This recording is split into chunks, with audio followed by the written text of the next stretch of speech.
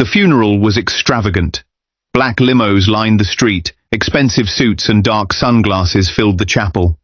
At the front stood him, the grieving husband, a picture of sorrow in his tailored black suit, crocodile tears streaking his face. And right beside him, his billionaire mistress, clutching his arm like a prize. They shared secret smiles behind bowed heads. He thought he'd won, his wife gone, his fortune secure, and his new life already in motion. But just as the priest said, "May she rest in peace," the chapel doors swung open with a thunderous bang. Gasps rippled through the crowd. His confident smile faltered. Cameras turned.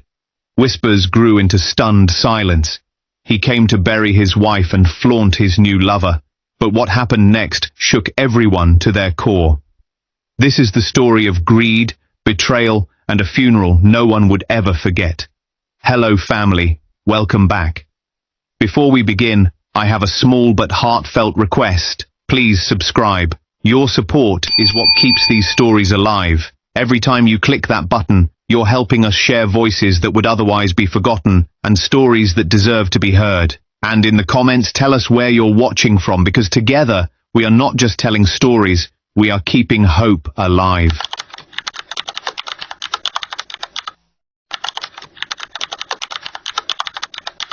The world thought they were perfect. Every magazine photo, every gala appearance, every social post painted the same picture. Ethan and Grace Cole, the golden couple. He was the self-made real estate tycoon with a charming smile and a smooth voice. She was the beautiful philanthropist with a heart for people, and the money to back it up. They were the couple everyone envied. And behind the closed doors of their mansion, everyone would have been shocked to see the truth. It was a Tuesday morning, bright and clean after a light rain. Grace stood in the kitchen, hair tied loosely, wearing one of Ethan's old shirts. She was humming softly while slicing strawberries for breakfast. Ethan walked in, sharp in his tailored grey suit, scrolling through his phone without a glance her way. "Morning," she said gently, looking up with a hopeful smile. He didn't respond, just poured coffee into a cup, black, 2 sugars, the way she used to make it for him. Grace tried again. "I thought maybe we could have breakfast together today." "You've been working so hard and—" Ethan slammed the cup down, cutting her off. "Grace, please." "I have a meeting in 20 minutes. I don't have time for pancakes and small talk." The air shifted. Grace froze for a moment, then quietly turned back to the strawberries. She whispered, "It's been weeks since we've had a meal together." He let out a short, bitter laugh. "You're counting now?" "That's cute." Grace swallowed her hurt. "I'm not counting. I just miss you." That finally got him to look up. His eyes, once warm and full of love, now carried nothing but irritation. "Miss me?"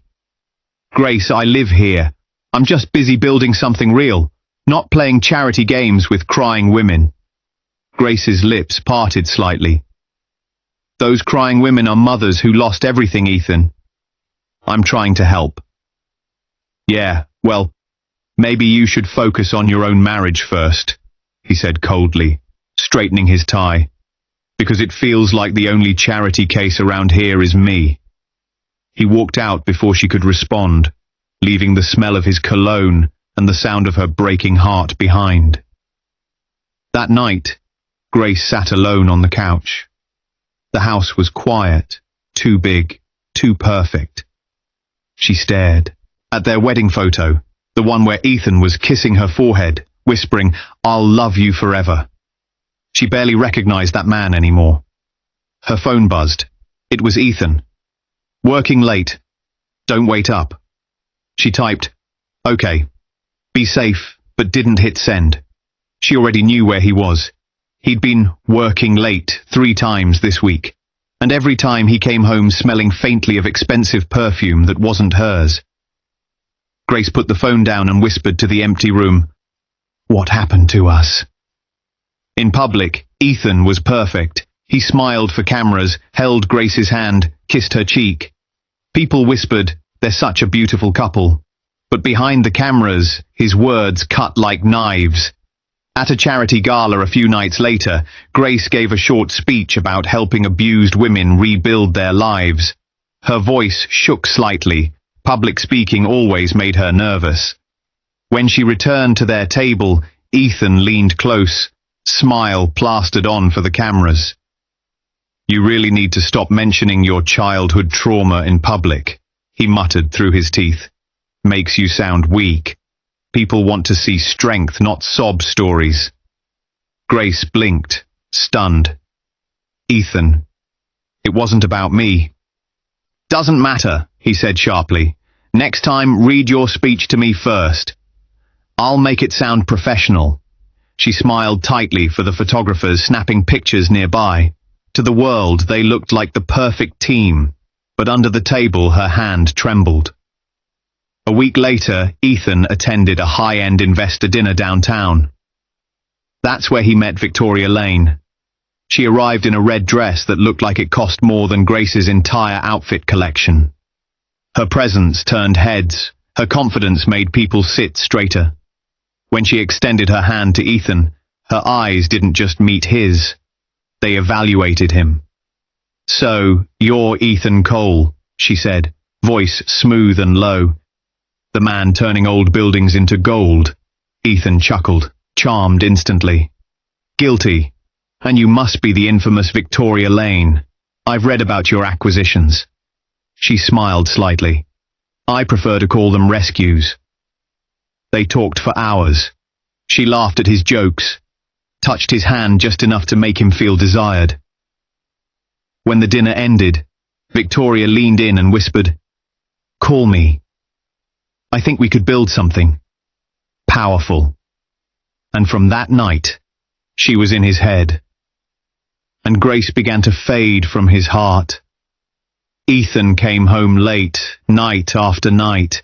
He started locking his phone. When Grace asked innocent questions, "How was the meeting?" he rolled his eyes, called her clingy, said she was trying to control him.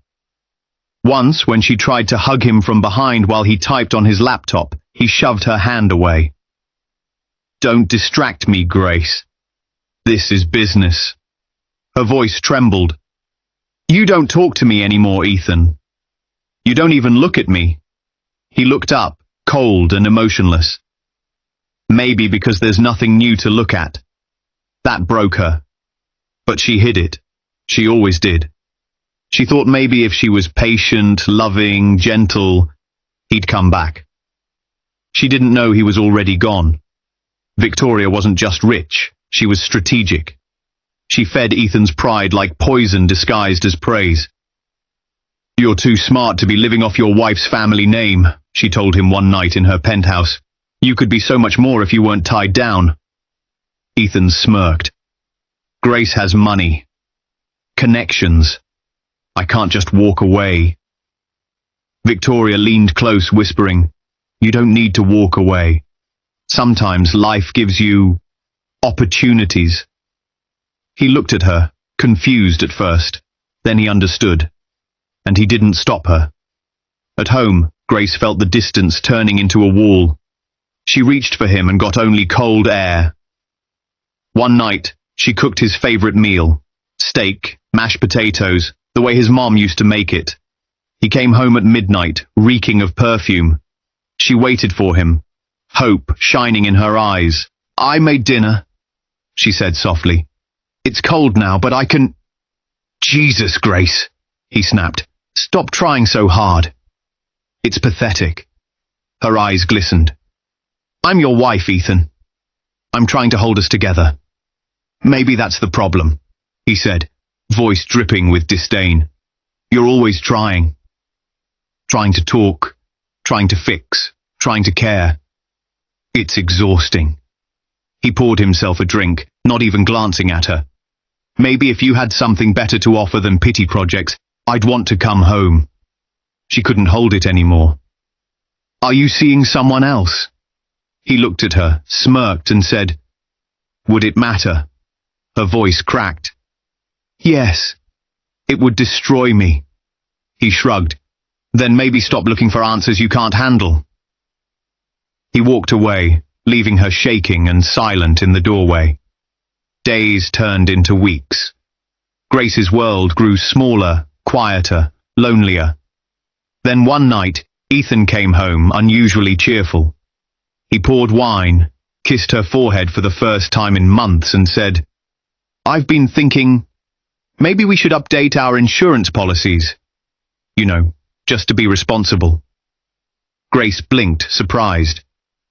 "Insurance?" "Yeah," he said casually, signing papers, "in case anything happens. You drive a lot, after all."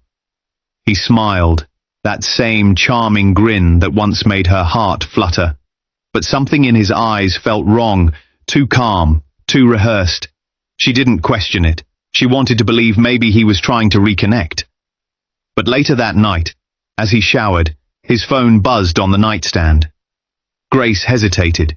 She'd never snooped before, but tonight, something deep inside told her to look. She picked up the phone. The message was from Victoria Lane. Her hands shook as she read it. "Once she's gone, you're free. We'll build an empire together." Grace's breath caught. The room spun. Her knees went weak, but she didn't drop the phone. She read it again and again until the words burned into her mind. Once she's gone. Gone. They were planning something. Her husband, the man she gave everything to, wanted her dead. Ethan stepped out of the shower, towel around his waist. "What are you doing with my phone?" Grace turned, pale and shaking. "Who's Victoria, Ethan?" He froze for a second, then sneered. "You went through my phone?" Her voice broke. "You're planning something. Don't lie to me." He stepped closer, his voice low and sharp. "You think too much, Grace. That's your problem." "Tell me the truth," she cried. "Are you going to hurt me?" He leaned in, face inches from hers, eyes cold and empty. "If I wanted to hurt you," he whispered, "you'd already know." She flinched. Tears filled her eyes. He smiled, slow, cruel, calculated. "Now go to bed. You're embarrassing yourself." Then he took his phone and walked away, humming softly. Grace stood there, trembling, staring at the closed bedroom door. For the first time in her life, she wasn't scared to lose him. She was scared of what he was capable of. As thunder rolled outside, she whispered to herself, "He wants me gone." And just like that, the perfect couple was dead. Only one of them didn't know it yet. If you haven't subscribed yet, we'd love for you to join our community by hitting the subscribe button. Through our stories, we build hope and give a future to children and women who have been abused all over the world. Motivate us by subscribing and turning on your notification bell so you never miss a story that matters. Also, let us know in the comments, where are you watching from, and how did this story speak to you? Rain fell in slow, heavy sheets that night, painting the streets silver and slick. Grace sat at her vanity, staring at her reflection. Her face looked pale under the soft light, her eyes red and swollen from another night of quiet crying. On the dresser sat a folded letter from the charity gala she was supposed to attend that evening, her foundation's biggest event of the year. She should have been excited. Instead, her hands trembled as she clasped her necklace. From the doorway, Ethan appeared, sharp in a black suit, eyes glinting like glass. "You're still going?" Grace turned slowly. "It's my event. I can't just stay home." He leaned against the frame, arms crossed. "You look tired. Maybe you should rest." "I'll be fine." He smiled, that same smooth, disarming smile that used to melt her. "If you say so." His voice had an odd calmness, too calm. There was something deliberate in the way he spoke, the way his eyes lingered on her. She could feel it. Something was wrong. Grace grabbed her clutch, kissed him lightly on the cheek and said, "I'll see you later." Ethan's lips twitched into a smile that didn't reach his eyes. "Drive safe, Grace. The bridge gets slippery in the rain." She froze for a second, then nodded and walked out. Outside, her assistant Clara was waiting by the car. Clara was young, loyal, and always eager to help. She held an umbrella over Grace as thunder rolled in the distance. "Mrs. Cole, I already fueled the car," she said. "You sure you want to drive in this weather? I can go ahead and set things up at the venue." Grace hesitated. Normally, she'd drive herself, but the ache in her chest wouldn't go away. Something about Ethan's tone chilled her. She forced a smile. "Actually, Clara, why don't you take my car tonight?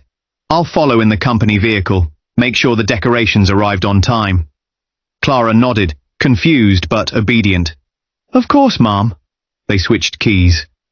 Grace watched as Clara climbed into her sleek black Mercedes, the one Ethan had personally serviced that week. Grace's gut twisted. She didn't know why, but her heart began to race. As Clara drove off into the storm, Grace followed behind in a smaller SUV, headlights cutting through the rain. The roads were nearly empty. Wind howled across the bridge that curved above the dark ocean below. Grace's hands gripped the wheel tight as she watched the red taillights of her car shimmer ahead through the rain. Lightning cracked the sky, a white flash. Then everything happened in seconds. A loud pop echoed. Clara's car swerved violently left. The back tires screeched, fishtailing on the wet asphalt. Grace's heart stopped. "No, no, no!" The car hit the guardrail. Metal screamed against metal. Then the rail gave way. Grace watched in horror as her car, burst through the barrier and plunged off the bridge into the black waves below. "Clara!" she screamed. Without thinking, Grace slammed her brakes, jumped out, rain drenching her instantly. She ran to the edge of the bridge, eyes wide as she saw nothing but bubbles and broken pieces of guardrail floating below. For a moment, the world went silent, except for the roaring sea. Then she saw it, the faint glow of headlights flickering underwater. She didn't hesitate. She climbed onto the barrier and leapt. The cold hit her like 1,000 knives. She gasped, choking as the current dragged her under. Salt water burned her eyes and lungs. Through the murky waves, she could just make out the shape of the sinking car. Grace fought toward it, pulling with everything she had. Her dress tangled around her legs, slowing her, but she didn't stop. The car was almost gone, just the roof and part of a door visible. She yanked at the handle. It wouldn't budge. She kicked hard, praying, until it cracked open.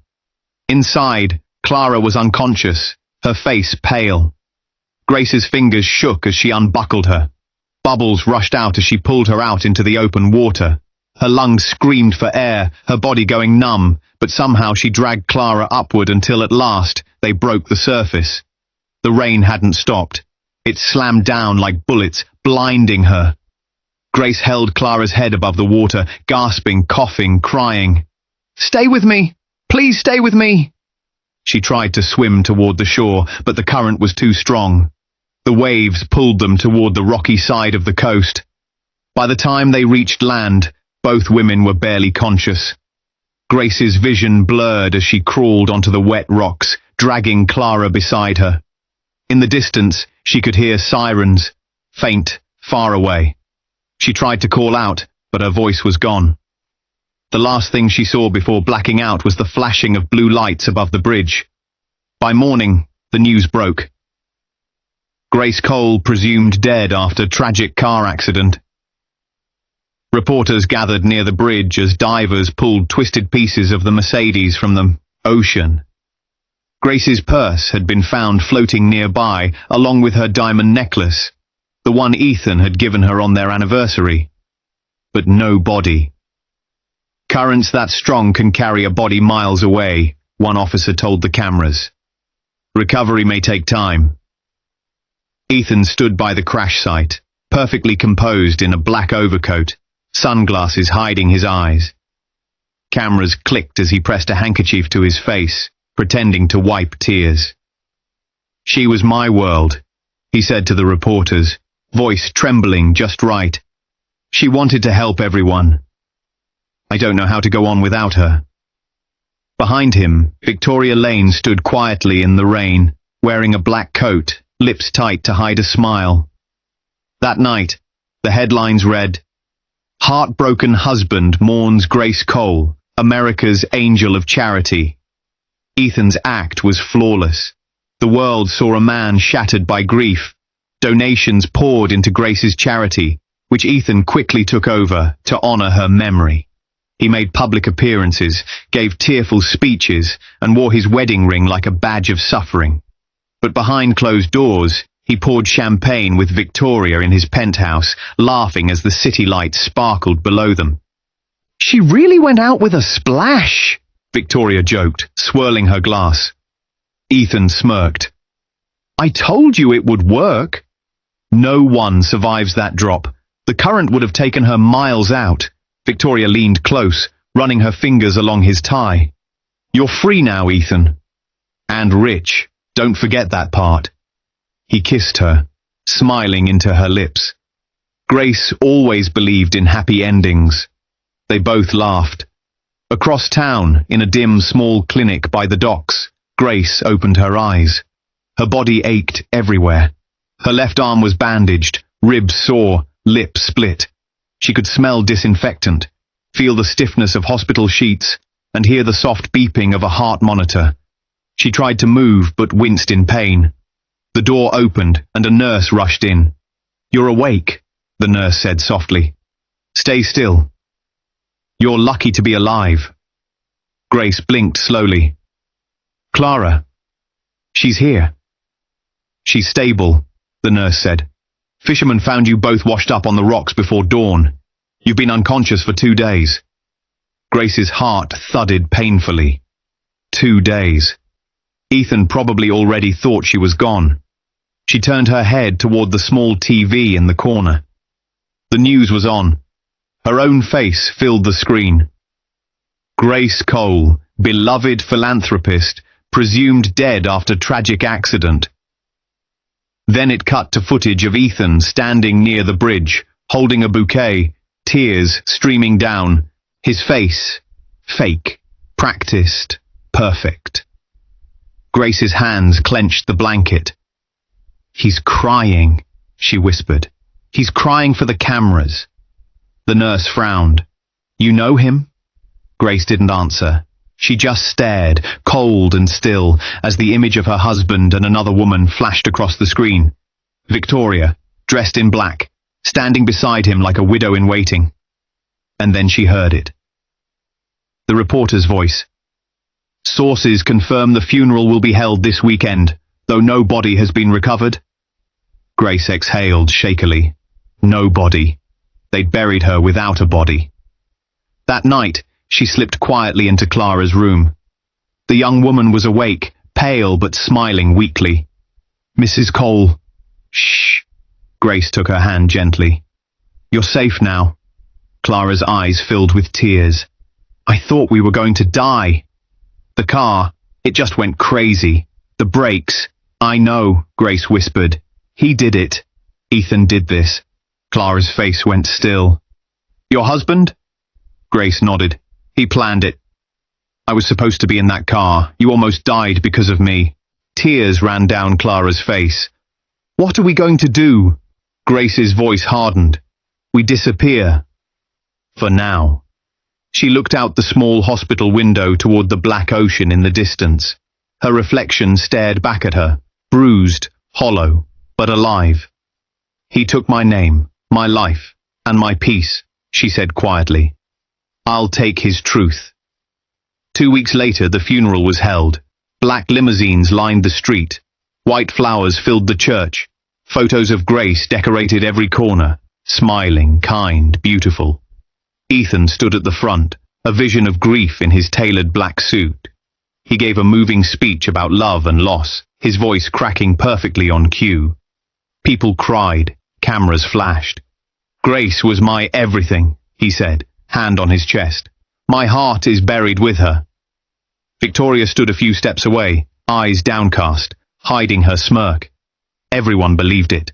No one noticed the woman standing in the back of the church, face covered with a wide hat and sunglasses. Her hands trembled slightly as she clutched her coat. It was Grace. She watched her husband cry fake tears over a coffin that held nothing. She listened to his lies fill the room like perfume. She watched the woman who helped destroy her life play the part of quiet support. And she smiled, not from pain anymore, but from resolve. When the priest said, "May she rest in peace," Grace turned and walked out into the rain. There would be no peace. Not yet. That night, Grace and Clara left the city under new names, helped by a police officer who quietly suspected foul play but couldn't prove it. They moved into a small rented house in a distant town, where no one recognized them. Grace wore a scarf to hide her scars. Her body still ached, but her mind was sharper than ever. Every night she watched the news, seeing Ethan and Victoria smiling, attending galas, showing off their new partnership. And every night she whispered the same promise. "He thinks I'm dead." She looked at the photo she kept hidden in a drawer. Ethan standing beside Victoria, smug and free. Let him enjoy it. Her eyes darkened. Because soon I'll be the ghost that ruins his empire. The rain hadn't stopped all morning. It fell in quiet, steady streams over the black limousines parked outside the towering chapel, the kind of rain that felt like the sky itself was mourning. Cameras flashed as reporters gathered near the gates, umbrellas dotting the scene like dark flowers. Every major outlet was there to cover what they were calling the farewell of the Angel of Grace. Inside, the church glowed with soft candlelight and white lilies. Every pew was full. Grace Cole's family sat in the front row, their faces tight and pale. The rest of the crowd, politicians, actors, donors, reporters, sat in respectful silence. At the very front stood Ethan Cole, dressed in a black tailored suit. His face was the perfect blend of sorrow and dignity. He looked like a man shattered but standing tall for the woman he loved. Beside him, Victoria Lane played her part perfectly. Elegant, demure, her hand resting gently on his arm like a friend comforting a broken man. Her sunglasses hid her eyes, but her faint smile told a different story. The priest began to speak, his voice deep and gentle. Today, we gather not in despair, but in gratitude, for the light Grace brought into the world. A ripple of sniffles moved through the room. The sound of soft weeping filled the air. Cameras zoomed in on Ethan, the grieving widower, head bowed in reverence. But under that bowed head, there wasn't grief. There was victory. Ethan's hands were steady. His face didn't twitch. Inside he felt calm, almost peaceful. Everything had gone according to plan. No body had been found, but the car, the jewelry, the blood on the rocks. It was enough. The world believed Grace was gone, and now he was the man who had loved her most, the man who lost everything. He looked down at the casket, a casket that held nothing but air and a handful of white roses. A smirk flickered briefly at the corner of his mouth, hidden as he pressed a hand to his face. Victoria leaned close, whispering so softly only he could hear, "You're doing perfectly." He didn't reply, but his silence was answer enough. The priest finished his opening words and gestured for Ethan to come forward. "Mr. Cole would like to say a few words." Ethan stepped up to the pulpit. Every eye followed him. He stood tall, drew a breath, and looked out over the sea of mourners. His voice was soft, trembling just enough to sound human. "Grace," he began, his throat tightening in pretend grief. "Grace was my heart, my reason, my compass. She believed in people, even when they didn't deserve it, especially me." He paused, letting his eyes glisten. The cameras caught it. Reporters nodded, touched. "She was light," he continued, voice breaking in all the right places. "When the world felt dark, she found a way to bring hope. She gave everything she had, not for fame, not for attention, but because she cared." A woman in the second pew dabbed her eyes. Someone whispered, "He adored her." Ethan pressed a hand to his chest. "Grace taught me that love isn't about perfection. It's about patience, forgiveness, and faith. She was my best friend, my everything. He bowed his head. And though she's gone, I'll live every day honoring her name. Silence filled the chapel. Even the priest looked moved. From her seat in the back, a woman in a dark hat and long coat clenched her fists in her lap. Her heart pounded so hard it hurt. It was Grace, unrecognizable to anyone there. Her hair was shorter now, darker, her face thinner, touched by scars that surgery couldn't fully erase. Her body still carried the ache of what she'd been through, but her eyes were fierce, alive, burning with quiet rage. She watched her husband, her would-be killer, standing at the altar, lying through his perfect teeth. Every word he spoke felt like another knife twisting into her. Every tear he faked reminded her of the night he told her to drive safe. Beside her, Detective Miles Carter leaned slightly forward. He looked like any other mourner, black suit, head bowed. But his voice was low, deliberate. "You sure about this, Grace?" She didn't look at him. Her gaze stayed locked on Ethan. "Yes," she said quietly. "I want to see the man who buried me perform one last time." Miles gave a slow nod. "We've got enough to take him down already. Insurance fraud, texts, the audio from Victoria's call. You don't have to do this." Grace's jaw tightened. "I do. He took everything from me. My name, my peace, my life. The world needs to see the truth with their own eyes." At the altar, Ethan finished his eulogy and stepped down. People stood, clapping softly in admiration. He returned to his seat beside Victoria. She leaned in close, whispering something that made him smile faintly. They shared a small, private laugh before turning somber again for the cameras. Grace's stomach twisted. It wasn't grief that filled her. It was something deeper, colder. Victoria rested her head lightly on Ethan's shoulder, pretending to console him, and all Grace could think was, "She's wearing the same earrings I gave her at our wedding." The priest raised his hands for the final prayer. "Let us now commend our sister Grace Cole into eternal rest." The organ began to play softly. The air seemed to still, heavy with silence. Ethan lowered his head, eyes closed, expression saintly. Victoria squeezed his hand, a tear slipping dramatically down her cheek. Grace could feel her pulse quicken. The moment had come. The priest's voice echoed through the church. "May she rest in peace." And then, as if on cue from the heavens themselves, the heavy doors at the back of the chapel burst open with a thunderous bang. Every head turned at once.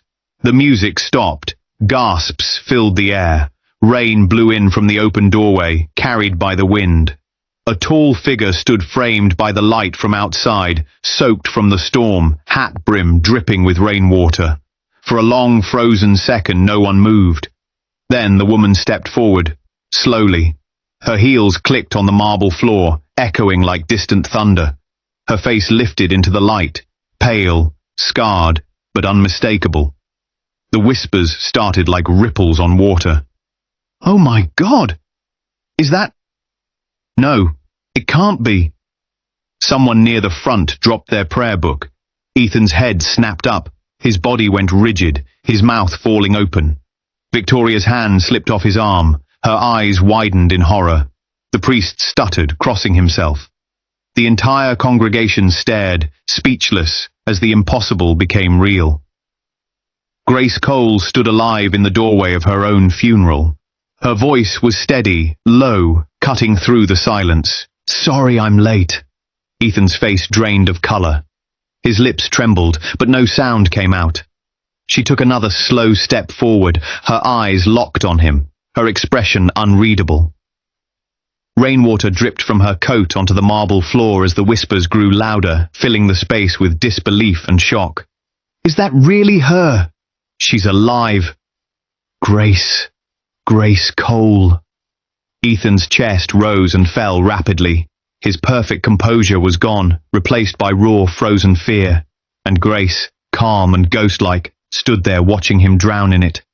The priest finally managed to speak, voice trembling. My God! Grace? But Grace didn't look at him. Her eyes stayed on Ethan. In that moment, the entire world seemed to stop breathing. The grieving husband, the billionaire mistress, the coffin that held nothing. All of it, every lie, every secret, had just come undone. The only sound left was the echo of rain and the distant thunder rolling over the city. And then, with one final step into the aisle, Grace Cole lifted her chin and said softly, "Miss me." The room erupted into chaos. For a long moment, there was no sound at all. Only the soft hiss of rain through the open doors. Grace Cole stood in the doorway, alive, breathing, and very, very real. Her soaked coat clung to her frame, her hat tilted just enough to reveal the pale scar that traced the side of her temple. People stared in disbelief. Some gasped, others whispered her name like it was a ghost story come to life. Ethan didn't move. He just stood there at the altar, frozen mid-breath. His mouth hung open, eyes darting from the casket to Grace and back again. His hands trembled at his sides, and for the first time in his life, Ethan Cole had no words. Victoria's face drained of color. She leaned toward him, her voice a hoarse whisper. "That can't be her. She's dead." Grace stepped forward. The echo of her heels filled the stunned silence. "Do I look dead to you?" The crowd turned, phones lifting in unison as the first flashes went off. Someone began to live stream. Another whispered to a reporter in the back, "Record this. Oh my God, record this." The priest, pale as a ghost, made the sign of the cross. "Sweet Lord." Ethan finally found his voice, sharp, panicked, too loud. "This is a trick. Some kind of sick joke. That woman isn't Grace." He turned toward the crowd, waving his arms wildly. "Someone brought in an actress. This is insane." Grace stopped halfway down the aisle. Her eyes met his, calm and steady. "You recognize me," she said quietly. "You know exactly who I am." Ethan's throat worked as he swallowed, words catching like stones. "No, you're not." She took another step closer. "You buried me without a body. You thought the ocean would keep your secret." Gasps rippled through the room. Victoria took a step back, her hand flying to her mouth. Ethan's face twisted. Grace's voice carried, steady and clear now. "You planned it perfectly, didn't you?" The breaks, the policy, the speech for the camera's reporters pushed forward. Phones recorded from every angle. Every eye was on Ethan. "Stop talking," he hissed, his voice trembling. "You don't know what you're saying." "Oh, I do." Grace reached into her coat pocket and pulled out a small silver recorder. "And so will everyone else." She clicked it on. Ethan's own voice filled the chapel, crisp and undeniable. "Once she's gone, we're free. Don't worry, baby. No one will suspect a thing." The sound hit the room like lightning. The crowd erupted in gasps. People covered their mouths. Ethan's eyes went wide. "That's fake! It's edited!" he shouted, desperate now. "She's setting me up!" But no one believed him. Not after the way he looked at her. Not after that single, unmistakable voice. From the back of the church, Detective Miles Carter stepped forward, holding up his badge.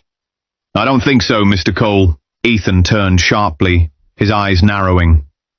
"You again?" Miles's tone was calm but firm. "Detective Carter, LAPD.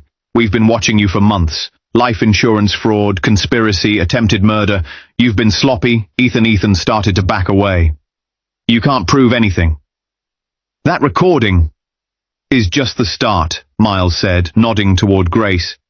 She reached into her coat again and pulled out a manila envelope. "Here's the rest. Emails, bank transfers, your signed insurance policy, and text messages from Victoria." Gasps again. People murmured. The flashes from the cameras became a storm of light. Victoria stepped back, shaking her head. "No, she's lying. Ethan, tell them she's lying." But Ethan couldn't. He was breathing too fast, panic setting in. His perfect composure, the charm, the poise, the smooth smile, was gone. Grace looked straight at him. "I loved you," she said quietly. "I would have forgiven anything. But you decided that money was worth more than my life." Ethan's voice cracked. "You were supposed to die." The words slipped out before he realized what he'd said. A collective gasp spread through the crowd. The detective stepped closer. "You just confessed, Mr. Cole." Ethan stumbled backward, knocking over a chair. No, she's manipulating me. This isn't real." Miles nodded to the officers at the door. "It's real enough." "Cuff him." Two officers moved down the aisle quickly. The crowd parted as they approached. Ethan's wild eyes darted from Grace to the handcuffs. He shouted, "She's the crazy one." You all saw. She disappeared. She planned this to ruin me. Grace didn't flinch. "You did that yourself." The officers grabbed his arms. Ethan struggled, shouting, "Don't touch me. I'm Ethan Cole. You can't arrest me here." But they did. Right there at the altar where he just delivered his perfect eulogy. Victoria tried to run, slipping out toward the side door, but another detective blocked her path. "Victoria Lane," he said, holding up a warrant. "You're under arrest for conspiracy to commit murder and insurance fraud." Her sunglasses slipped off as she spun around, fury and panic twisting her face. "You can't prove anything." Grace's voice came soft but lethal. "Your messages prove everything." Victoria froze. Ethan stopped struggling for a moment, his face twisted in rage and disbelief. "You think this makes you better than me?" he hissed at Grace. "You should have stayed dead." Grace took a step forward, her eyes cold. "You killed your own soul long before you tried to kill me." The room went silent again. Even the rain outside seemed to pause. Ethan's shoulders sagged. The fight drained from his body. The officers led him down the aisle, cameras flashing as reporters shouted questions. "Mr. Cole, did you plan your wife's murder? Victoria, were you involved? Grace, how did you survive?" Grace didn't answer any of them. She just stood still, watching as the two of them were led out into the daylight. The man who tried to bury her and the woman who helped him do it. She didn't smile. She didn't cry. She simply breathed. The detective came to stand beside her. "It's over," he said softly. What if the darkest betrayal of your life was also the day your new life began? On the exact day his wife, Clara, took her final breath. Jacob Cromwell stood at an altar, slipping a ring onto the finger of his mistress. He buried one life and began another all before the sun went down. He thought he had gotten away with it. He thought the past was buried. But 5 years later, a ghost from that past finds him in a park, a small boy with his wife's eyes, who looks up at him and calls him Uncle. The air in room 304 of the St. Jude Hospice Center was thick with the scent of antiseptic and lilies that were trying too hard. It was a suffocating sweet smell that Jacob Cromwell would forever associate with failure. He sat by the window, not looking at the bed, but at the immaculate April cherry blossoms dusting the courtyard below. They were vibrant pink and offensively alive. In the bed, Clara Cromwell, née Ashford, was a pale watercolor sketch of the woman he had married. Her fiery red hair, the hair that had first caught his eye at a university law gala, was now a brittle, faded copper, spread thin against the white pillow. She was 34 years old and had been dying for 23 months. Ovarian cancer. A cruel, invisible thief. Jacob, a man whose life was built on aggressive acquisitions and hostile takeovers in the corporate world, could do nothing. He felt useless, and that uselessness had curdled over months into resentment. He checked his watch. 3:15 p.m. He had a 4:30 p.m. conference call he couldn't miss. "Jacob," Clara's voice was a dry rustle of leaves. He startled, plastering a look of concerned sorrow on his face as he turned. "I'm here, darling. Right here." He moved to the bed, taking her hand. It was all bone and paper-thin skin. The pain is less today," she whispered, her eyes still a brilliant, piercing blue searching his. "That's wonderful, Clara. That's good." He squeezed her hand, his thumb rubbing a non-existent warmth into her knuckles. "No, Jacob." She tried to wet her lips. "It's not. The nurse, Dr. Patel, they said it means—" "Don't—" He cut her off, his voice sharper than he intended. "Don't talk like that. You're a fighter." A small, tired smile touched her lips. "I'm tired of fighting, Jacob. I want you to be happy." Guilt, sharp and hot, lanced through him. "I'm happy if you're here," he lied. We should have had children," she murmured, her gaze drifting toward the window. "I always wanted a little boy with your eyes, or a girl with my hair." This was the old wound, the infertility, the years of failed IVF, the tension, the quiet blaming. It was the crack in their foundation where the rot had set in. "Clara, please, rest. I know you've been distant." Her blue eyes snapped back to his, holding a sudden unnerving clarity. "I'm not blind, Jacob, just sick." His heart stopped. "What are you talking about? Be good," she whispered, her eyelids fluttering. "Just promise me you'll be a good man after." "I am a good man," he said, the defensive words tasting like ash. "Promise me," she insisted, a flicker of the old Clara, the prosecutor who never lost a case. "I promise, Clara, I promise." She seemed to content herself with that. Her breathing softened, and she slipped back into the morphine-hazed sleep that claimed most of her days.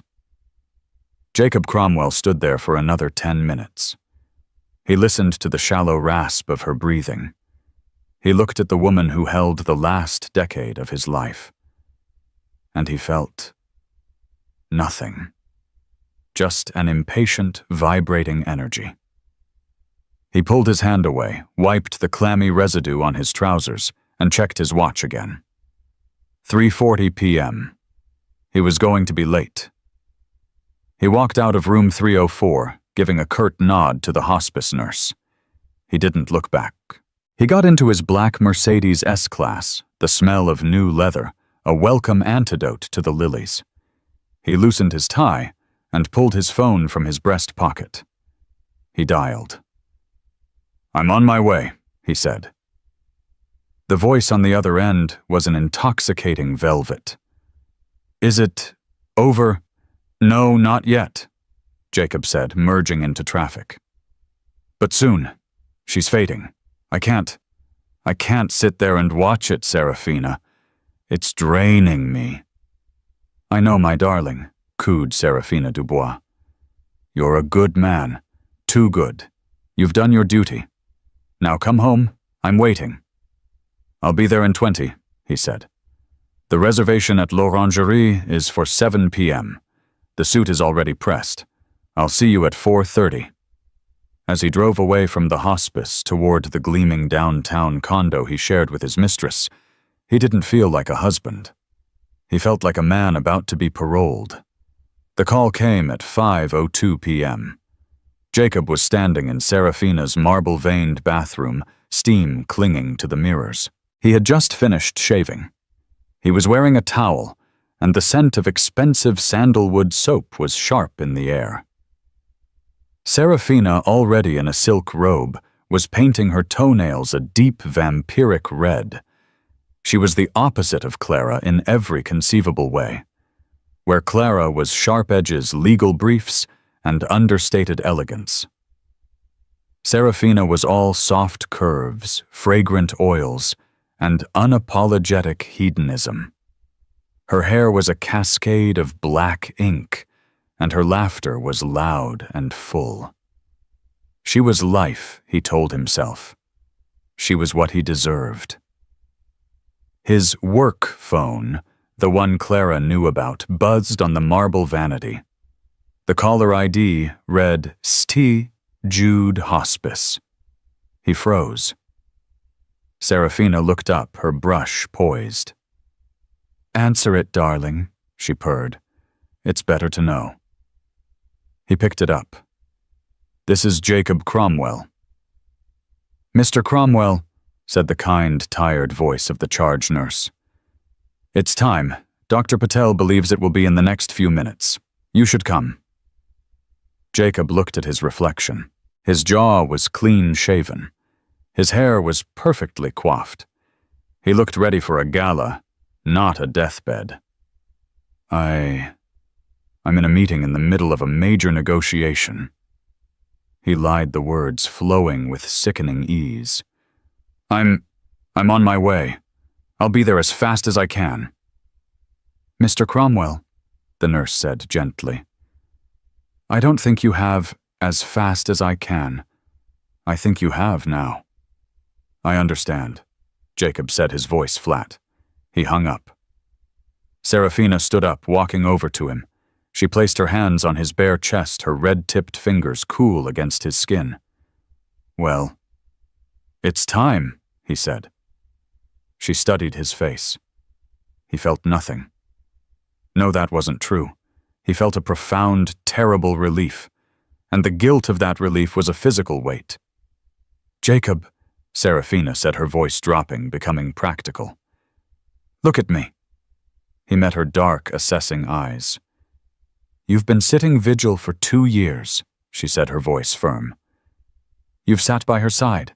You've paid for the best doctors, the best hospice. You have done everything. Her dying. It's a release, Jacob. For her. And for you. You going there right now. What will it change? You'll watch her stop breathing, and you will carry that image with you for the rest of your life. Is that what she would want?" She asked me to be a good man," he murmured, remembering her words from just hours before. "And you are," Serafina said, kissing his chin. "You're the best man I know. But your life, our life, has been on hold. We've been hiding. I've been your dirty secret." "No," he said, "not a secret, just private.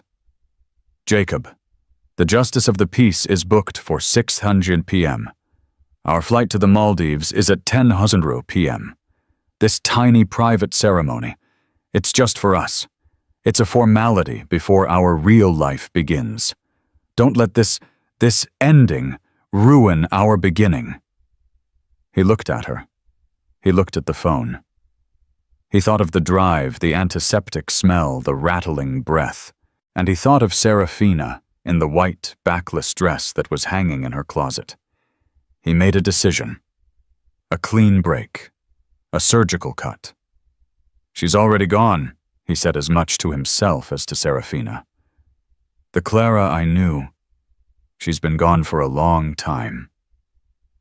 "Exactly," Serafina whispered, kissing him. "Now go. Get dressed. Our future is waiting." At 5:47 p.m., Clara Ashford Cromwell died alone. The nurse held her hand. At 6:15 p.m., in the sterile beige office of a county justice of the peace, Jacob Cromwell and Serafina Dubois were pronounced man and wife. Jacob's hand was steady as he slid the 3-carat platinum diamond ring onto her finger. She had picked it out herself. "I now pronounce you husband and wife," the justice said, looking bored. "You may kiss the bride." Jacob leaned in.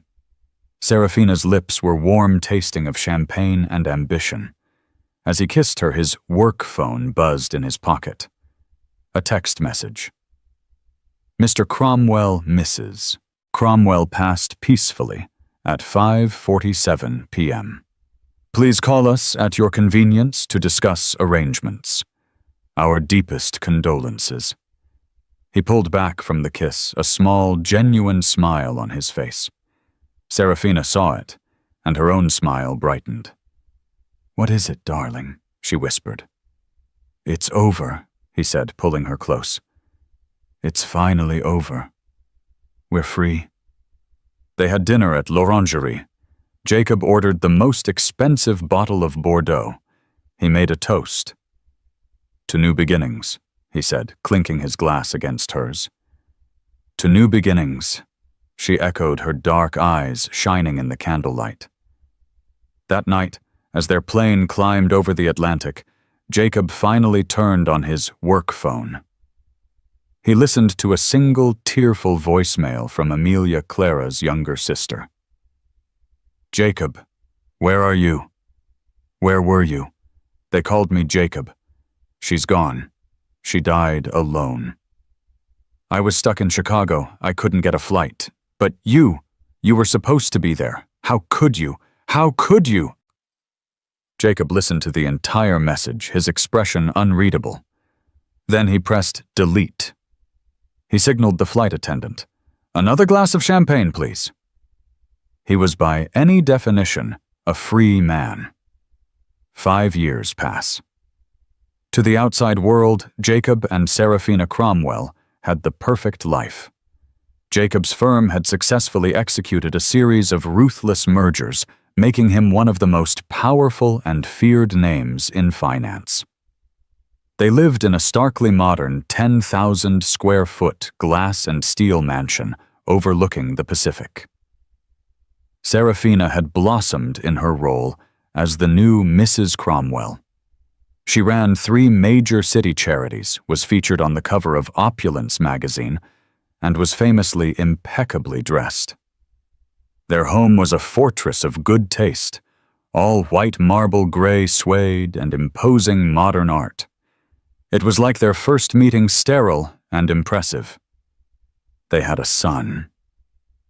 Leo. He was 4 years old, a quiet, serious child, with his mother's dark eyes and his father's calculating stare. He was curated just like the house, dressed in miniature cashmere sweaters, and driven to an elite preschool by a private nanny. Jacob loved his son. Or rather, he loved the idea of his son. The heir. The continuation of the Cromwell line. But 5 years on the triumph of that first day had soured. The freedom he had felt on the plane to the Maldives had become its own kind of prison. His new life was a gilded cage, and Serafina was its beautiful, vigilant keeper. He'd found that the passion that had defined their affair had quickly cooled into a transactional, partnership-based marriage. They were a brand, the Cromwells, and the brand had to be protected. The ghost of Clara, however, refused to stay buried. Jacob had nightmares, not of her death, but of her life. He'd dream of her laughing at a law school debate, or of her covered in dirt after planting their first and only garden. He'd wake up in a cold sweat, the smell of lilies in his nose. Serafina noticed. "You were dreaming again, darling," she'd say, her voice devoid of sympathy. "Thinking about her won't bring her back. It's unhealthy." She had systematically erased Clara from his life. Any old photos Jacob had missed were lost by the movers. Clara's sister Amelia had tried to contest a part of the will, a family home on the East Coast, and Serafina's lawyers had crushed her, painting her as a grasping, unstable relative. Jacob had signed the papers, telling himself it was just cleaning up loose ends. He hadn't seen or spoken to Amelia since the funeral, a funeral he had barely attended, arriving late and leaving early, his face a mask of appropriate grief that fooled no one, least of all Amelia. Her eyes had burned with a hatred so pure it had startled him. But that was 5 years ago, a different lifetime. This particular Tuesday in May was bright and warm. Jacob had uncharacteristically cleared his afternoon. Leo's preschool was having a spring fling at the local botanical gardens, and Serafina was in Paris for Fashion Week. "I'll go," Jacob had announced, surprising his nanny and himself. He felt a sudden sharp need to do something normal, to be a father. He stood on the edge of the great lawn watching 24 privileged children run squealing after a bubble machine. Leo was standing off to the side, methodically picking petals off a daisy. Jacob sighed. "Go play Leo," Jacob said, nudging him. "I'm counting," Leo replied, not looking up. Jacob left him to it, walking toward a small kiosk to get a coffee. He felt the familiar restlessness, the sense that he was an actor in his own life. The sun was warm on his face, but he felt cold. And that's when he saw him. Across the lawn, near a large ancient oak tree, a woman was spreading out a picnic blanket. She had honey-blonde hair pulled back in a simple ponytail.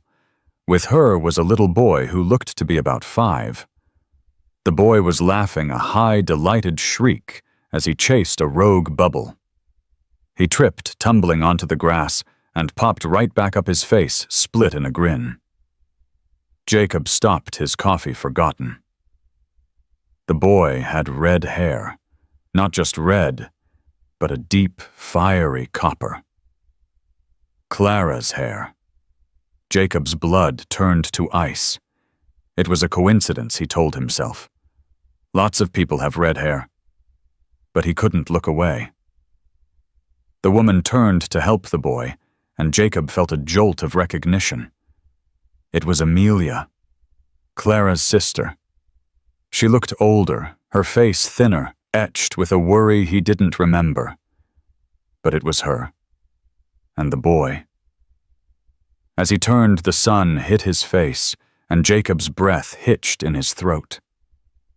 The boy had Clara's eyes. The same brilliant, piercing blue. The same shape. The same tilt at the corners. Jacob was looking at a ghost. He was looking at the child he and Clara were never able to have. Jacob Cromwell was a man who controlled a room by his very presence. He was used to people deferring to him, to his will, imposing itself on reality. But in this moment, he was paralyzed. The world had tilted. He watched as Amelia unpacked a container of sliced apples. The little boy, buzzing with energy, ran in circles around her. "Noah, settle down, sweetie. You'll make yourself dizzy," Amelia called, her voice carrying on the breeze. Noah. The name echoed in Jacob's head. He felt an irresistible pull, a magnetic force he hadn't felt in years. He started walking his expensive Italian loafers, sinking slightly into the soft grass. He didn't have a plan. He just had to get closer. Amelia was looking down, arranging the food.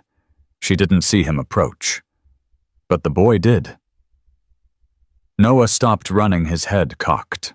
He looked at Jacob with an expression of pure, unfiltered curiosity. Jacob stopped a few feet away. The resemblance was devastating. It wasn't just the hair and eyes. It was the sprinkle of freckles across his nose, the exact shape of his chin. It was Clara reborn as a 5-year-old boy. "Hello," Jacob said. His voice sounded rusty. Noah smiled, a gap-toothed, fearless grin. "Hi, my name is Noah. I'm 5. Who are you?"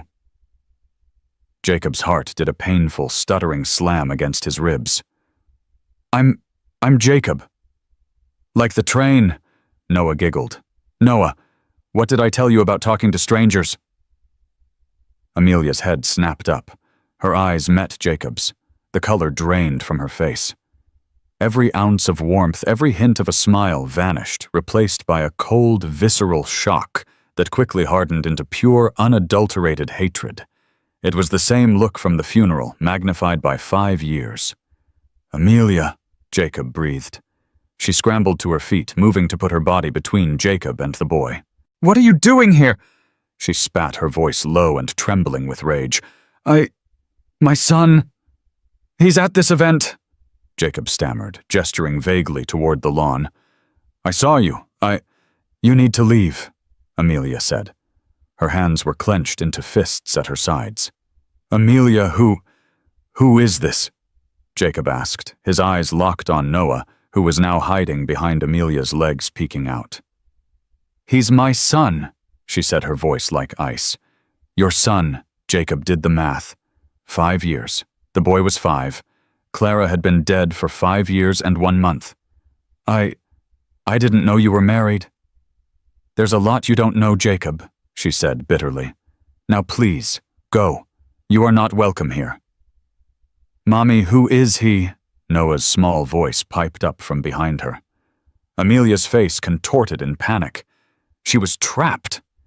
She looked at Jacob's expensive suit, his powerful stance, and then at her son. She couldn't make a scene. "Noah, honey," she said, forcing a brittle, false brightness into her voice. This is an old friend of your Aunt Clara's." She turned back to Jacob, her eyes flashing a clear warning, "Play along, or I scream." "He's beautiful, Amelia," Jacob said, his voice thick.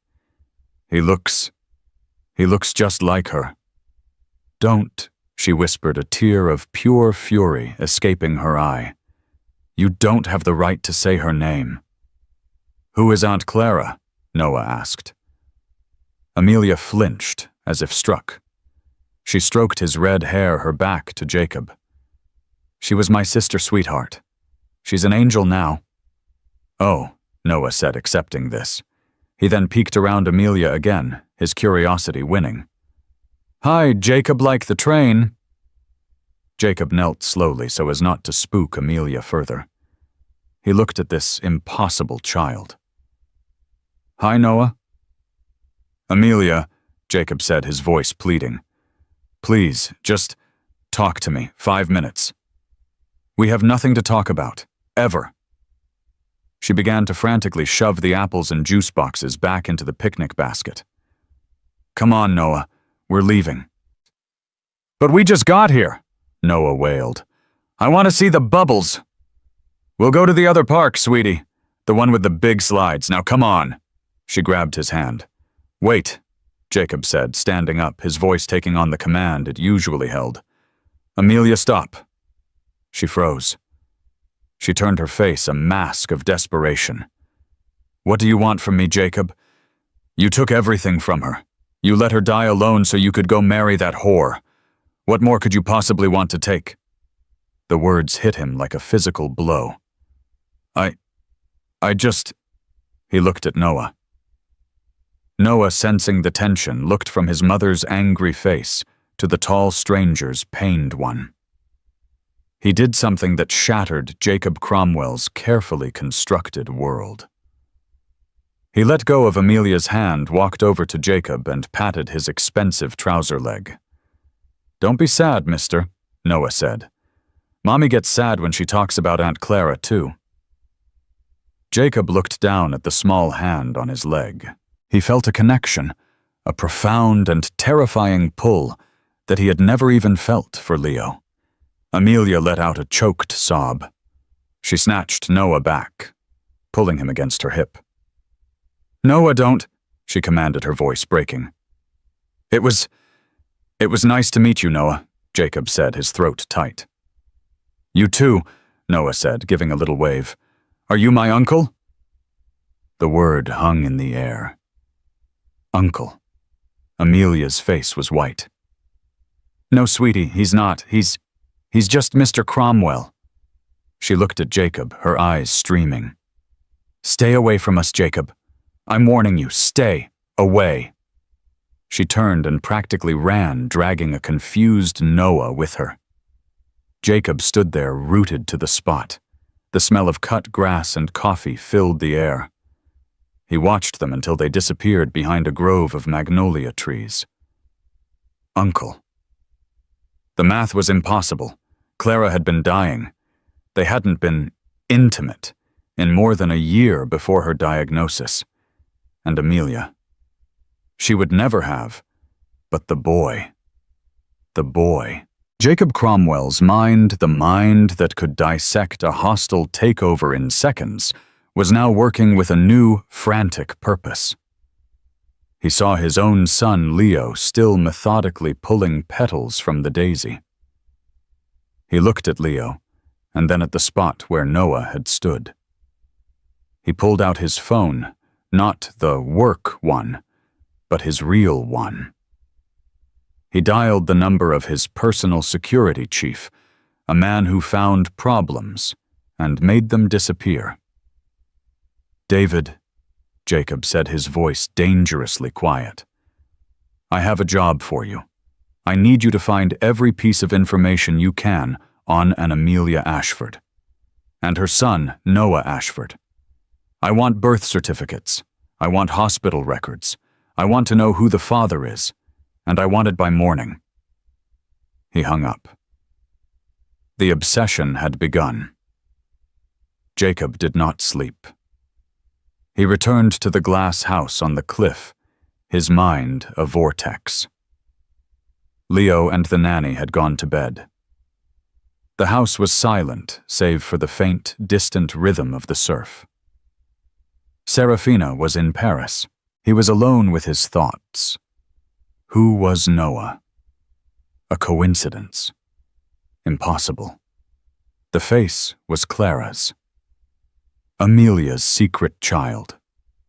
With whom? And why did he look so much like Clara? Clara's secret child. Even more impossible. She was in a hospital bed, dying. He paced his home office, the floor-to-ceiling windows, showing him only his own haunted reflection against the blackness of the Pacific. At 4:17 a.m., his secure server pinged. David had delivered. Jacob sat his heart hammering. He opened the encrypted file. Subject: Amelia Rose Ashford. Age 32. Address: 1422. Sycamore St. Apt 3B, a modest rent-controlled apartment across town. Occupation: pediatric nurse, St. Jude Hospital, the same hospital where Clara had been, but in the children's wing. Financials: modest savings, significant student loan debt, no co-signers, no joint accounts. Marital status: single. Subject: Noah Ashford. Age 5. DOB, April 12th. Jacob's blood ran cold. Clara had died April 28th. The boy was born 16 days before she died. Hospital of birth: St. Jude Hospital. Birth certificate. View document. He clicked the link. Child's name: Noah Ashford. Mother's name: Amelia Rose Ashford. Father's name: blank. Father's name: blank. It was a dead end, but it was also a blazing red flag. Jacob was a man of logic. He needed variables. He had none. He pored over the data. Amelia had taken a 6-month leave of absence from the hospital, starting 3 months before Noah's birth and ending 3 months after. A standard maternity leave. It all pointed to a simple, sad story. Amelia had a child out of wedlock with a man who abandoned her. But it didn't explain the face. It didn't explain the eyes. Jacob closed his laptop, the frustration gnawing at him. A birth certificate wasn't enough. He needed something else. What had he missed? His mind flashed back to the funeral. Amelia's rage, the will. Clara's sister Amelia had tried to contest a part of the will. He'd dismissed it at the time. He'd let Serafina's lawyers handle it. What had it been about? He went to his physical safe, hidden behind a minimalist abstract painting. He spun the dial and pulled out a thick file labeled Cromwell C. Estate. He hadn't looked at it in 5 years. He found the legal challenge. It wasn't for the East Coast house, as he'd misremembered. It was for something else. A line item, access to contents of Safety Deposit Box 412B, First National Bank. Jacob had assumed it was jewelry. His lawyers had argued that as the sole beneficiary of the estate, all such property was his. The challenge had been dismissed. He had emptied the box himself. It had contained Clara's grandmother's pearls, some early savings bonds, and her law school diploma. He'd had it all appraised and sold. But there was another document stapled to it. A letter from Amelia's lawyer. My client Amelia Ashford does not dispute Mr. Cromwell's claim to the material assets. She is, however, petitioning for access to the box based on her sister's written instructions specifically concerning deeply personal, non-monetary items she believes are stored therein. What non-monetary items? Jacob's mind was racing. A safety deposit box, a hospital, a birth. He sat bolt upright. IVF, the years of failed treatments, the hormones, the clinics, the harvesting. He and Clara had gone through 3 rounds. The first 2 yielded nothing. The third, just before her diagnosis, had been different. We have 3 viable embryos, Mrs. Cromwell, the doctor had said. Grade A, we can implant 1 now and freeze the other 2. They had implanted 1. It had failed to take. Then Clara got the diagnosis. The cancer was aggressive. The treatment would make her sterile. The embryos were forgotten. We can freeze the other 2. Jacob stared at the black window. 2 frozen embryos. Biologically, they were his. They were Clara's. Oh my God, he whispered. He was a man who acted. He grabbed his keys. It was 4:50 a.m. The sky was turning a faint, sick gray. He didn't drive to Amelia's apartment.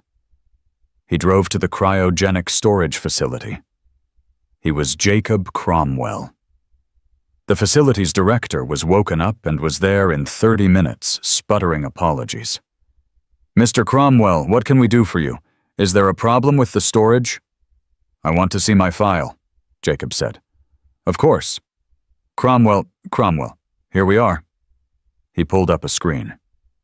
Account status active. Annual fees paid automatically. Jacob had never even noticed the charge on his Amex. Specimens 2 human embryos, status in storage. Jacob felt a wave of dizziness. They were still there. Wait, the director said, scrolling. That's odd. What? Jacob demanded. There's a note here, from 5.5 years ago. A legal inquiry, from your late wife, Ms. Cromwell. What did it say? She was inquiring about the legal process for posthumous donation of genetic material to a designated party. And she signed the release forms. All they needed was your signature. Which she never got, Jacob said. No, the director said. But then, 1 month later, just before she passed, there was another action. Jacob leaned in his blood roaring. A withdrawal, the director said, his eyes wide. Mr. Cromwell, one of the embryos was withdrawn from storage 5 years and 2 months ago. Withdrawn by who? It required my signature. Yes, but the legal directive here, it's signed by you. That's impossible, Jacob roared. The director turned the screen, and Jacob's world ended. He saw the electronic signature. It was his. He'd never signed it. He remembered with sudden sickening clarity Serafina. 5 years ago. Darling, your estate lawyers sent over a mountain of paperwork for Clara's hospice care and medical directives. It's all standard. I've flagged the signature pages for you. You must be so tired of it all." He'd been in a hurry. He'd been on his way to meet her. He had sat at his desk and signed a dozen pages without reading them. He'd signed away his own child. But to whom the form would say. "Who was the designated recipient?" Jacob asked, his voice shaking. The director scrolled down. "It's all right here." The release was authorized to a third party as per the attached medical directive and power of attorney. The recipient was Amelia Rose Ashford. It was 6:30 a.m. The sun was up, casting a weak, watery light over the city. Jacob was parked in his Mercedes across the street from 1422 Sycamore St. He'd been sitting there for an hour, the engine silent. He was watching apartment 3B. The lights were on.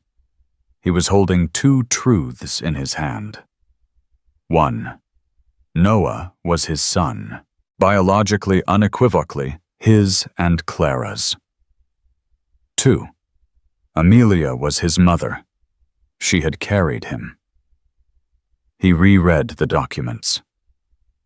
Clara, in the last months of her life, while he was whining and dining, Serafina had been executing the most complex secret plan of her life. She had known she was dying.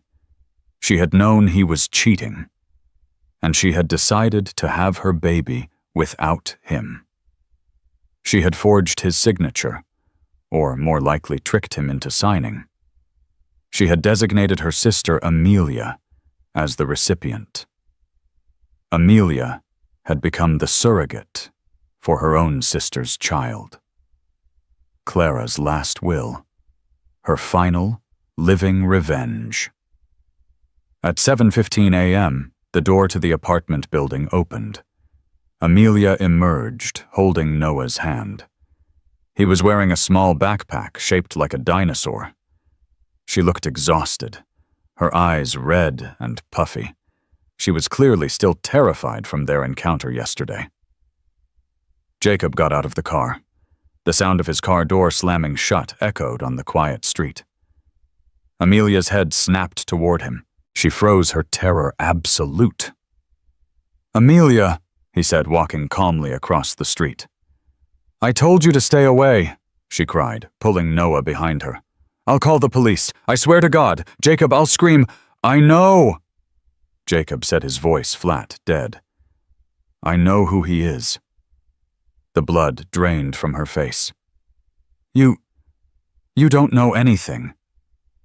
"He's mine," Jacob said. "He's mine and Clara's. Born April 12th.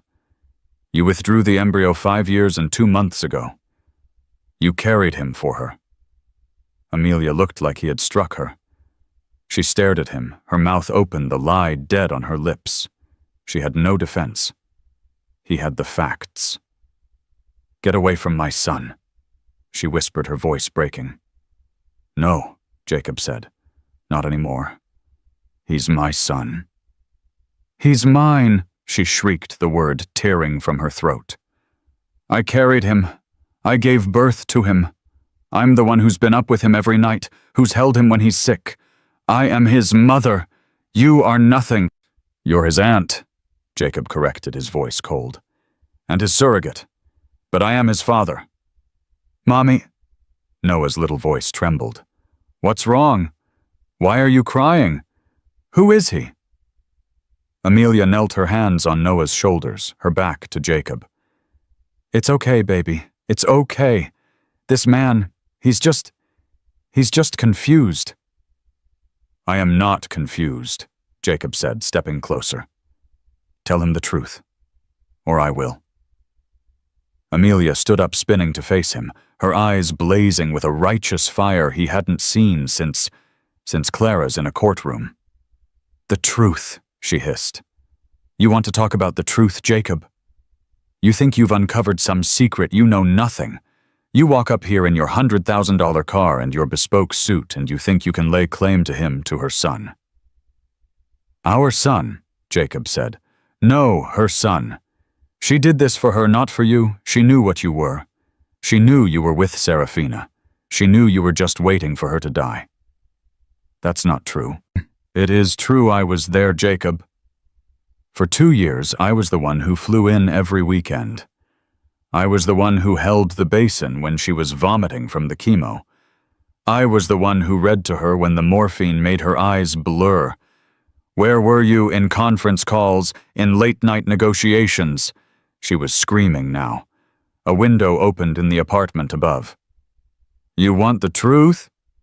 Amelia continued, her voice dropping to a raw, ragged whisper. Clara didn't just know you were cheating. She knew who. Serafina wasn't a secret. She used to visit. Your mistress had the audacity to come to the hospice pretending to be Clara's friend. Jacob staggered. What number Serafina never... She did. She'd bring flowers. Lilies. Clara hated lilies. She'd sit there and talk about her new, exciting life, and how important it was to let go of things that are holding you back. She was poisoning her Jacob, telling her to her face to just die already. No, Clara would have told me. She tried.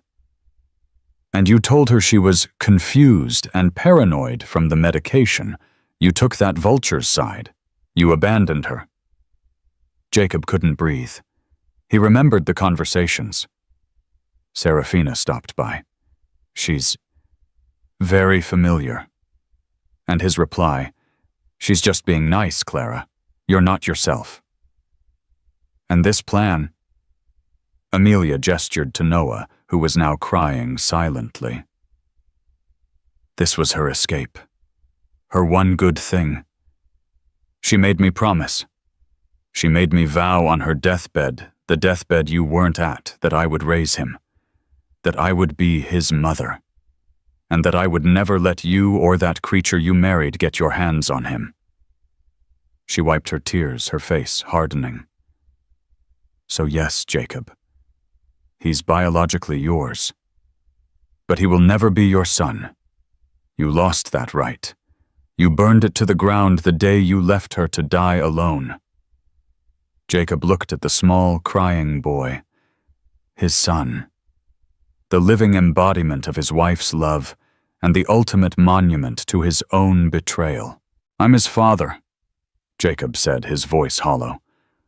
I want him. Then you'll have to fight me, Amelia said, picking Noah up. And I am Clara's sister. I am not as nice as she was. She turned and walked, almost running down the street. Jacob stood on the pavement. He had won. He had the truth. And he had, in the very same moment, lost everything. The confrontation on Sycamore Street had not been a fight. It had been an execution. Jacob had returned to the glass and steel mansion on the cliff, but the house was no longer his home. It was a mausoleum.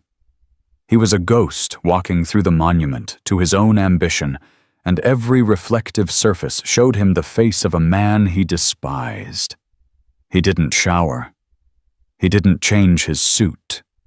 He just went to his office, the one with the panoramic floor-to-ceiling view of the Black Pacific, and he sat in the dark. He waited. The hours ticked by the silence of the house, broken only by the distant rhythmic crash of the surf. He had built his life on control, on aggressive action. Now, he was utterly, passively broken. He was waiting for the final pillar of his fraudulent life to come home. At 7:42 p.m., the silent, automated gates of the compound hissed open. Headlights swept across the lawn. The purr of a high-end European engine died in the motor court. The front door, a 12-foot slab of brushed steel and glass, opened and closed. Jacob, darling, you're home. Serafina's voice, bright and musical, echoed in the marble foyer. It was a jarring, profane sound in the tomb. The staff is gone. Why is the house so dark, Jacob? The click-clack of her heels on the limestone floor was sharp, impatient. She appeared in the doorway of his office, silhouetted against the hall light. She was a vision of expensive, curated perfection, a cream-colored Chanel travel suit, her dark hair immaculate, her skin glowing from a week in Paris. She was carrying 3 large, glossy white shopping bags from the Rue Cambon. "My God, Jacob!" she laughed, flipping on the lights. The office was instantly illuminated, sterile, and cold. "What are you doing sitting in the dark like a vampire? You look like you've seen a ghost." "I have," he said. His voice was a dry rasp. She stopped the smile, faltering her instincts, picking up the shift in the atmosphere. She dropped her bags. "What's wrong with you? You look awful." "I met him," Jacob said, his voice flat, devoid of life. "Met who?" she asked, her tone shifting from concern to annoyance. "That new board prospect, did the deal fall through? I met Clara's son." Serafina's meticulously curated face went slack. It was a sudden, ugly collapse of composure. What did you say? Clara's son?" he repeated, standing up slowly. He felt like an old man. "And mine? He's 5 years old. His name is Noah. He has her hair. He has her eyes." He laid it all out. The embryos, the cryogenic storage, the signature she had him sign, the surrogacy, Amelia. He spoke in a dead monotone, reciting the facts of his own damnation. He watched her as he spoke. He watched the shock, which lasted only a second, instantly curdle into a familiar cold calculation. Her mind wasn't processing grief or betrayal. It was processing damage. It was triaging a crisis. When he finished, she was silent for a full 10 seconds. Then she let out a short, sharp, disbelieving laugh. "Her sister!" Serafina scoffed a sneer, twisting her beautiful mouth. My God, how desperate, how pathetic, that she would use her own sister like a broodmare. It's grotesque. "Is that all you have to say?" Jacob asked, a low, dangerous rumble starting in his chest. "What is there to say?" she said, shrugging, already moving into problem-solving mode. She picked up her purse, pulling out a slim gold cigarette case. "It's a complication, a financial one. That woman Amelia, she's after money. It's the most obvious low-rent blackmail attempt in history. We'll give her a payout, a large one, whatever she wants. She signs a non-disclosure agreement. She signs away all paternal rights, and we never see her or the boy again. It's clean." "He's my son, Serafina," Jacob said, his voice dangerously quiet. "My firstborn son." "No." Serafina snapped, her mask of perfection finally cracking, revealing the raw, vicious ambition beneath. "Leo is your son, our son. The one who lives here, the one who is your legal heir. This thing, this relic from a dead woman, is a legal landmine, a threat to our family. You will not let this derail us, Jacob. I have worked too hard. We have worked too hard." "You worked too hard," he repeated. The rage was building, now hot and clean, burning away the numbness. "Tell me about your work, Serafina. Tell me about your visits to the hospice." The blood drained from her face. It was the same look of pure, trapped panic he had seen on Amelia's just hours before. The look of the guilty. I don't know what you're talking about," she stammered, her hand trembling as she tried to light her cigarette. "Don't lie to me," he roared, slamming his hand on the desk, the sound echoing like a gunshot. "Amelia told me. The lilies. You knew she hated them. You knew she was allergic. You sat there with my dying wife and told her to let go." "I was being supportive," Serafina shrieked, dropping the unlit cigarette. "She was in pain. She was delirious. She didn't know what she was saying. She knew what you were saying. You went there to poison her, to tell her to her face, to just die already so you could have her husband. I did not, Serafina screamed back, her face contorted. She was already dying. It was a fact. I just told her that it was okay to stop fighting, that you would be taken care of, that I would take care of you. She was holding you hostage with her sickness. Jacob. Can't you see that I didn't do it for me? I did it for us. I liberated you. The admission hung in the sterile air. I liberated you. Jacob stared at her. The final horrifying piece of the puzzle slotted into place. He hadn't just been negligent. He hadn't just been an adulterer. He had been a co-conspirator. You murdered her, he whispered, the realization sucking the air from his lungs. It wasn't a crime of passion. It was a cold, patient psychological murder. Not with a gun, with words, with lilies. You sat by her bed and you whispered her into her grave. That is absurd, Serafina sneered, trying to regain her footing. And you can't prove a thing. It's the word of a bitter, unstable nurse against mine. I don't need to, Jacob said, his voice hollow. She died alone. And I married you. On the same day. That's all the proof I need. That's all the proof I need. He looked at his own hands, as if seeing them for the first time. You were the poison, Serafina. And I was the man who held the door open for you. So what? She spat, her fear turning to venom. What are you going to do, Jacob? Go to the police, tell everyone you'll destroy yourself. You think that low-rent nurse and her bastard child will welcome you. You are the man who abandoned them all. You are just as guilty as I am. You are stuck with me, Jacob. We are the same. She was right. He knew it. He had wanted Clara to die. He had willed it every time he'd looked at his watch in that hospice room. And Serafina had just been the tool to make it happen. Get out, he said. What? She laughed, a high, brittle sound. Get out of my house. This is my house, she screamed. My life, my son. You do this, Jacob, you'll never see Leo again. I'll ruin you. It is my name, my money, and my sin, Jacob said, walking past her into the foyer. He pulled open the massive steel door. And I'm done. I'm done with all of it. I'm done with you. The legal battle was the ugliest the city had seen in decades. It was a three-ring circus of depravity, and Jacob was the clown at the center. It was Cromwell versus Cromwell for divorce, and Cromwell v. Ashford for paternity and custody.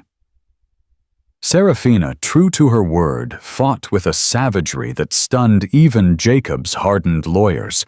She didn't just want to win, she wanted to annihilate him.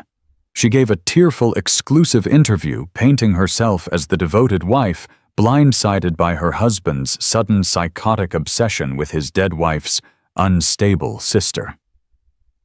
She leaked to the press that Jacob was trying to steal his sister-in-law's child. Headlines screamed, "Tycoon's ghost baby scandal." "Deathbed betrayal." "Wife dies, mistress weds same day."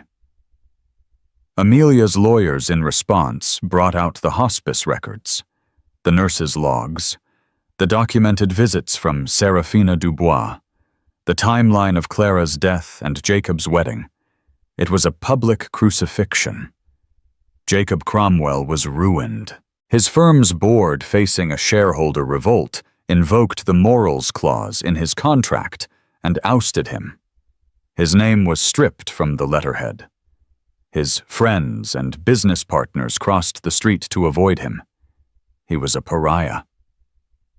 The climax came not in a press conference, but in the sterile, silent chambers of a family court judge. It was a closed-door custody hearing. Jacob sat at one table, his expensive lawyer beside him. Across the room sat Amelia holding her lawyer's hand, her face pale but resolute. "Mr. Cromwell," The judge. A woman with tired, discerning eyes said, looking at him over her glasses. I have read the briefs. I have heard the testimony. I have frankly never seen a case of such profound and calculated moral failure in my 20 years on this bench. Jacob sat silent. There was nothing to say. You are biologically the father of the child Noah Ashford. That is not in dispute. But fatherhood, Mr. Cromwell, is not a biological default. It is an act. It is a choice. It is a responsibility. And at every single turn, you have failed to meet it. The judge looked at Amelia. Then we have Miss Ashford, a woman who, out of love for her sister, took on the burden of pregnancy. A woman who has, by all accounts, provided an exceptional, loving, and stable home for this child. A woman who, I might add, did all of this while working full-time as a pediatric nurse and grieving her only sister. She turned her gaze back to Jacob. It was withering. You are asking me to remove this boy from the only mother he has ever known, from the only parent he has ever known. You wish to place him in what? Your care.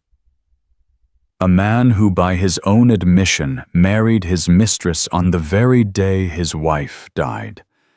A man whose ex-wife, I see, has already filed for a restraining order and sole custody of your other son, Leo, citing your moral and psychological instability. I've changed, Jacob whispered the words, tasting like ash. I've lost everything. Noah! He's all I have left of her. He is not a relic, Mr. Cromwell. He is not a consolation prize for the life you burned to the ground, the judge said, her voice sharp as glass. He is a child, and he is not all you have left. You have the consequences of your actions. Those are yours to keep. The ruling was final. Amelia Rose Ashford was granted sole legal and physical custody. Her petition to terminate Jacob Cromwell's parental rights was granted. He was denied all visitation, all contact. He was in the eyes of the law, a stranger. 1 year later. The man who stood under the ancient oak tree in the botanical gardens was a ghost. He was no longer Jacob Cromwell the Titan. He was just Jacob. Gaunt, his $1,000 suit replaced by nondescript trousers and a worn coat, he watched. The glass mansion was gone, sold to pay Serafina and the lawyers. Leo was in Dubai. Across the lawn, on the same patch of grass, Amelia was pushing a swing. Noah, now 6, was pumping his legs, his red hair a bright, defiant flame in the afternoon sun. Higher, Mommy. His voice, high and clear, carried on the breeze. Push me to the sky. I'm trying, sweetheart. Amelia laughed. It was a real laugh, light and free. She looked up, and her eyes met Jacob's across the field. He expected the hatred, the fear, the anger, but there was nothing. She just stopped pushing her hand, resting on Noah's back. Her expression was not one of fear, but of a deep, profound sadness. Perhaps even pity. She knew, as he did, that he was utterly, completely defeated. Noah, feeling the swing stop, jumped off. He spun around and saw the man by the tree. He remembered. He smiled that same gap-toothed, fearless grin. His face, Clara's face, was full of nothing but sunshine. He waved. Hi, mister. Jacob's throat closed. His heart, which he thought had turned to stone, cracked. He wanted with a desperation that was physical to run to him, to kneel, to tell him, I am your father. I am so sorry." But he remembered Clara's last whispered plea. "Promise me you'll be a good man." He had failed her in life. He had failed her in death. But perhaps in this one final agonizing moment, he could honor her. A good man wouldn't poison this boy's life, this happy, bright life, with his own darkness. A good man would protect him. He had to protect him from the only person left to hurt him himself. Jacob Cromwell did not wave back. He did not speak. He did not approach. He simply gave a small, defeated nod to the woman he had wronged, and the son he would never know. He put his hands deep into his pockets, turned his back on the laughter, and walked away. He was and would forever be just a stranger in the park. Jacob Cromwell built his empire on betrayal, but the foundation was rotten. He got the wife, the money, and the life he wanted, but he built it on the grave of the woman who truly loved him. And from that grave, Clara had her final say. This story is a brutal reminder that our actions have consequences that outlive us. The choices we make in the dark always come to the light. Jacob lost everything: his wife, his mistress, and 2 sons. He is now truly a man with nothing. What did you think of Jacob's fate? Was it justice, or was it just tragic? Let me know your thoughts in the comments below. If this story moved you, please like this video and share it with someone who appreciates real-life drama. And don't forget to subscribe to the channel for more powerful stories you won't want to miss. Thank you for listening.